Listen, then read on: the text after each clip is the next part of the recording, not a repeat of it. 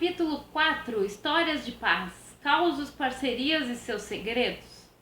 Eu coletei mais de uma dúzia de histórias de paz entre usuários e desenvolvedores quanto ao entendimento das demandas de desenvolvimento de sistemas.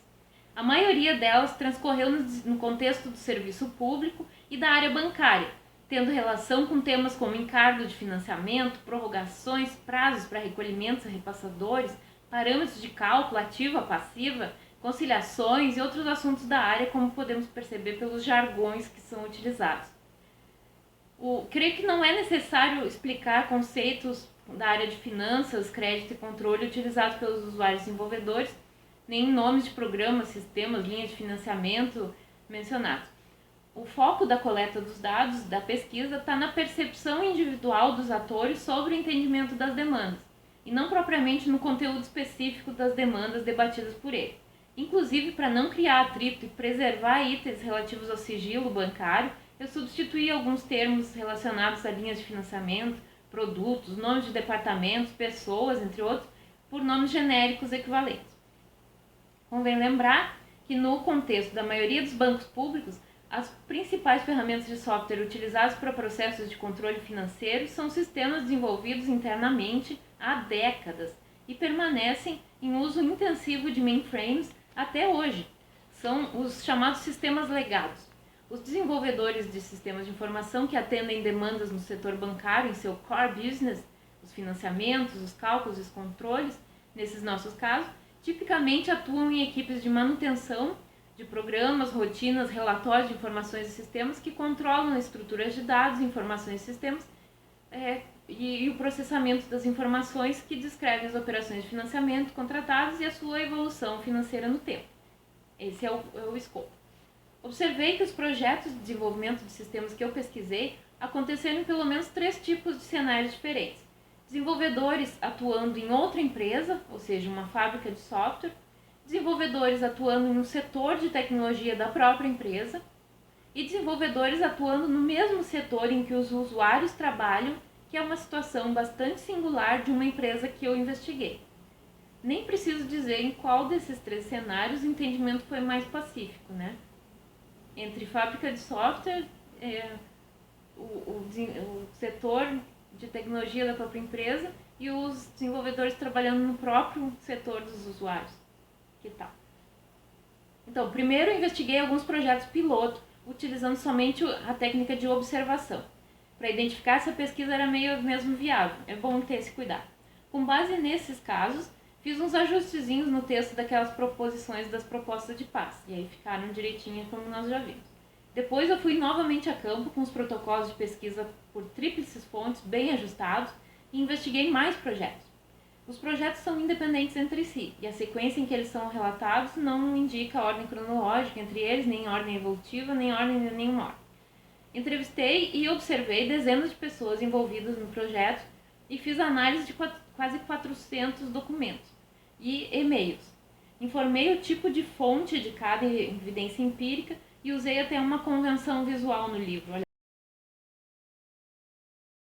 Essas são as fontes de dados: entrevistas com o usuário, entrevistas com o desenvolvedor, observação, documentos, e-mail de usuário e e-mail de desenvolvedor.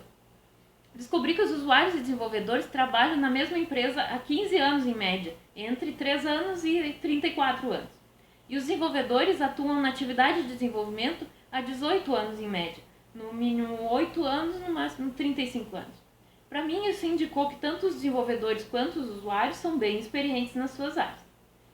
Quando eu entrevistei as pessoas dessas equipes, uma das primeiras questões foi bem genérica: como são normalmente esclarecidas as demandas de desenvolvimento de sistemas? As respostas foram tão esclarecedoras que permitiram caracterizar o modo como se desenvolve a etapa de análise de requisitos na percepção de quem trabalha com isso.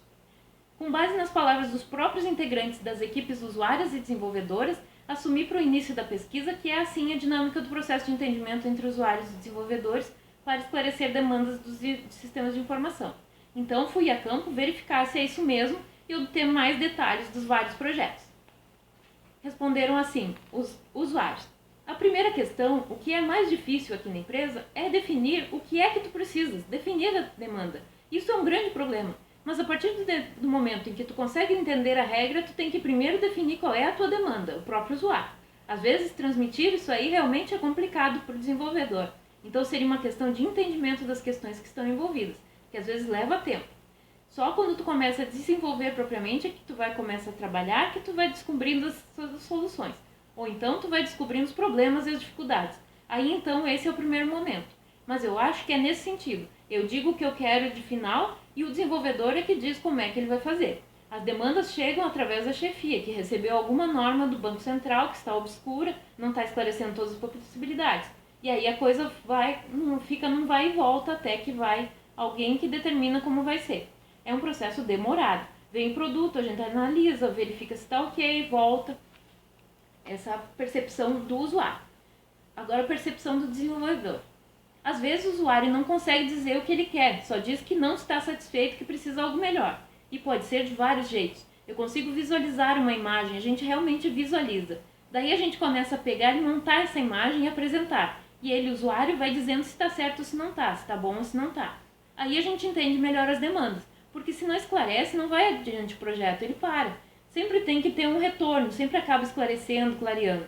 Eu sempre leio o que recebi ou anoto em alguma conversa, uma reunião, os tópicos, os itens todos. Depois passo para o detalhamento, formo uma interpretação, uma ideia. Mas quando não é claro, o bom é chamar para uma conversa. Mas de qualquer maneira, depois de conversado, resolvido, mando um e-mail para registrar. Quando eu mais ou menos entendo o que é necessário, eu vou esboçar um projetinho, aí surgem algumas dúvidas. Então eu detalho as coisas que eu sei, as coisas que eu não sei, dou a ideia e coloco interrogações. Aí se fala com o usuário, ou com não sei quem, ou com o repassador, ou com o Banco Central, ou com o próprio cliente. Tem que conversar. Essa percepção dos desenvolvedores.